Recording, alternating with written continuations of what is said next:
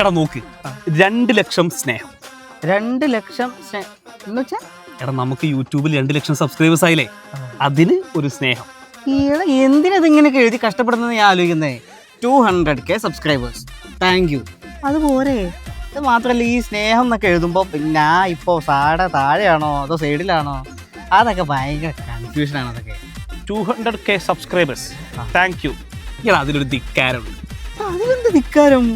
എടാ അങ്ങനെ ആൾക്കാർ വിചാരിക്കൂ, അതാണ് ലോകം. 2 ലക്ഷം സ്നേഹം. എടാ അതൊന്നും വേണ്ടടാ, അതൊക്കെ വേറൊരു വൈബാണ്, ഒരു ഗുൽമോഹർ ടൈപ്പ്. 2 ലക്ഷം സ്നേഹം എന്ന് എഴുതി എന്താ കുഴപ്പം?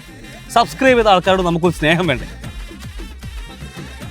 അല്ലെങ്കിൽ ഒരു കാര്യം ചെയ്യാം, നമുക്ക് എല്ലാവർക്കും ഒരു ലഡു കൊടുത്താലോ? 2 ലക്ഷം ലഡു. ഒരു കാര്യം ചെയ്യാം, ഡെയിലി കുറച്ച് ലഡു എടുത്ത് ബാഗിലിടാം. എന്നിട്ട് ഇങ്ങനെ നടക്കുമ്പോൾ ഇങ്ങനെ സബ്സ്ക്രൈബേഴ്സിനെ കാണുമ്പോൾ ഓരോരുത്തർക്ക് ഇങ്ങനെ ഓരോരുത്തർ ലഡു നന്നായിരിക്കും. അത് പോയടാ. വേണ്ട, പോസ്റ്റർ വേണ്ട. വേണ്ട, 10 ലക്ഷം ആവട്ടെ, എന്നിട്ട് അടിക്കാം. 10 ലക്ഷം നന്ദി. 10 ലക്ഷം നന്ദികൾ.